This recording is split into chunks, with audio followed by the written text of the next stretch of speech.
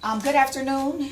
First and foremost, I want to introduce two of our fellow attorneys that are standing with me today, Hallie Schumann and Christiane Bryant.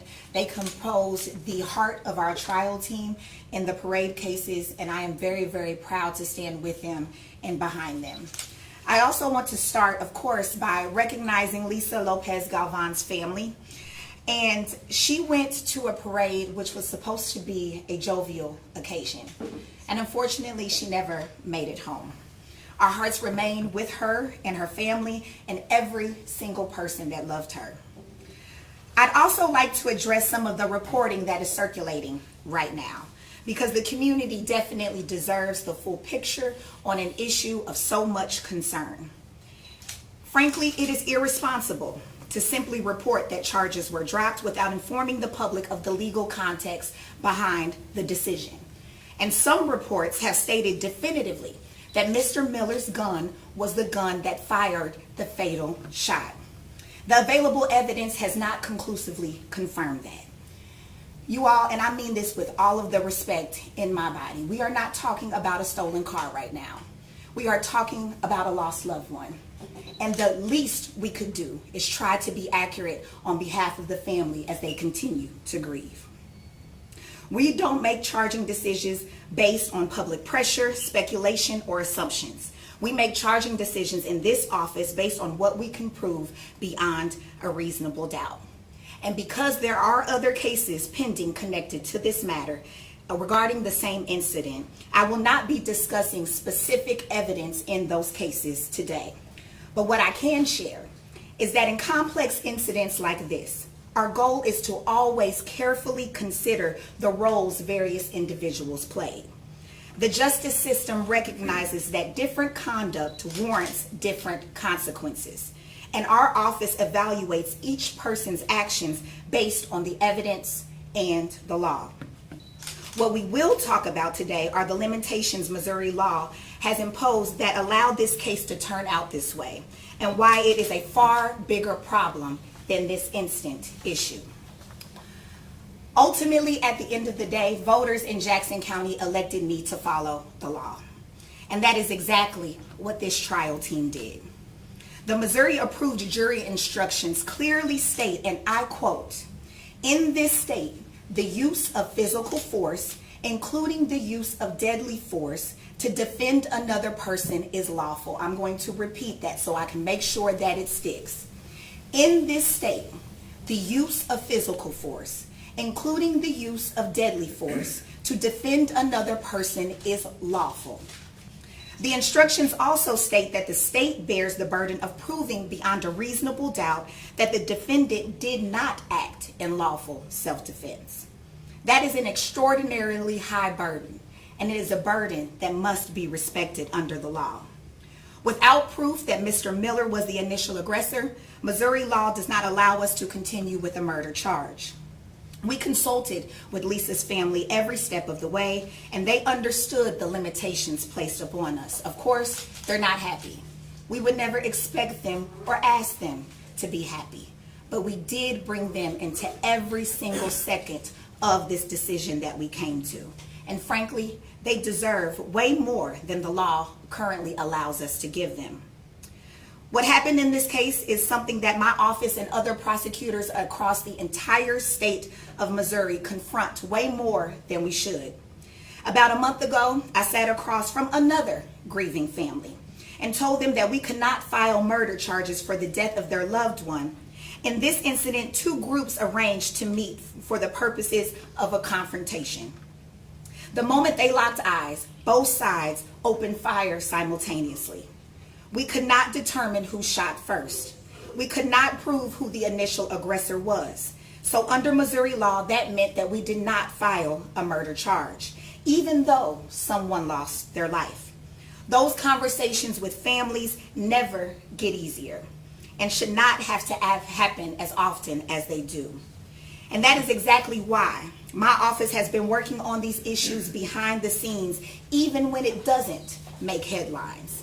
Shortly before the end of the year, we convened a meeting here in this office, and I invited both Democrat and Republican lawmakers to our office to discuss a series of proposed legislative changes that would make our jobs easier, that would allow us to prosecute more people, that would allow us to avenge more victims.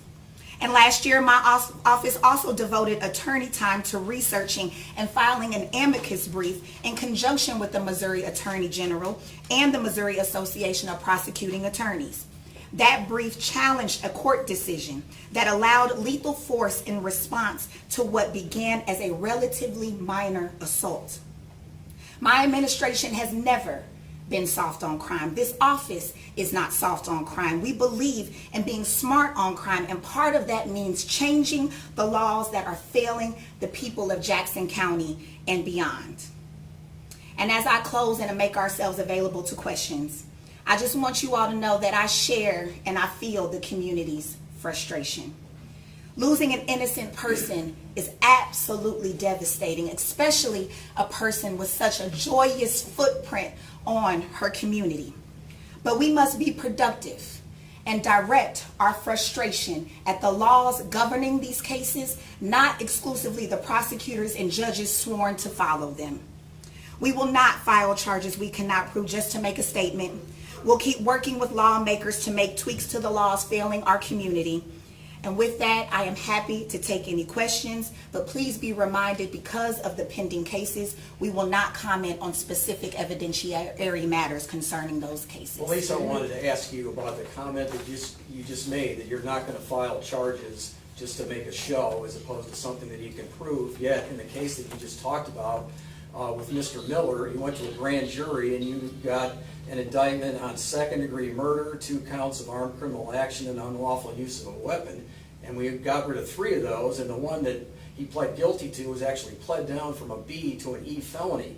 You folks certainly knew about these laws, the self-defense laws, in advance. So why are you going to a grand jury and asking for something that you can't prove in court? Andy, I will not comment on decisions that were made when I was not in this office. Thank you very much. Next question. Have you been in contact with the Lopez Calderon family at all? Can you tell me that, if you've been in contact with them? Absolutely. Can you give me an idea of what that conversation might have been? Frequent in-person meetings, consultation before the plea hearing, assigning a victim advocate to support the family. We do not make these type of decisions without engaging the family. I went to a bank just now.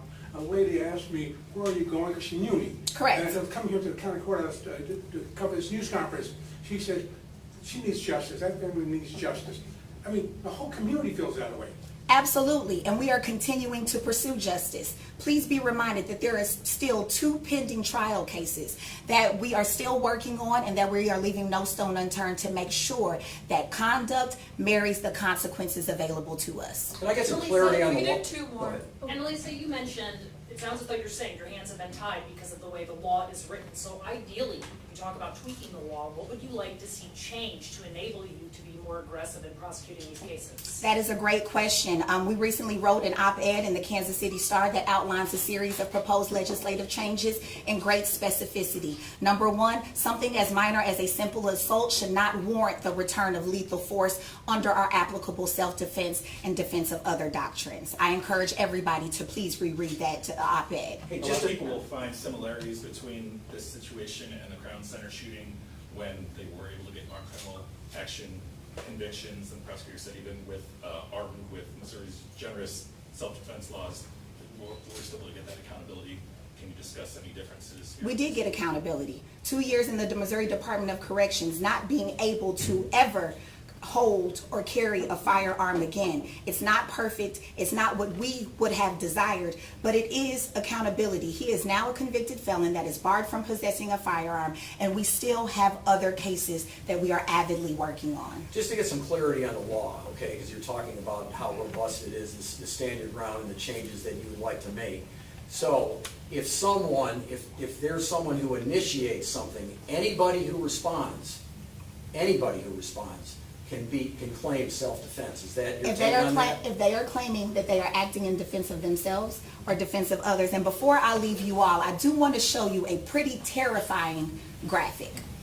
Since 2015, these are the amount of cases on an annual basis that we have declined to charge based on self-defense.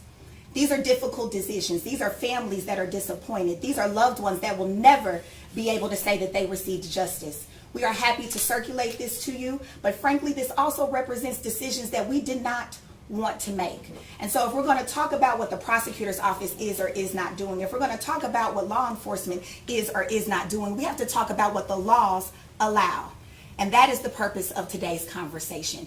That is the conversation that we want to ignite and to initiate in this community, because without every single sector of this system operating in conjunction with one another, we will never be able to deliver on the promise of public safety. With that, we will not take any more questions, and we thank everybody for their time. You getting anywhere with Jeff City at all?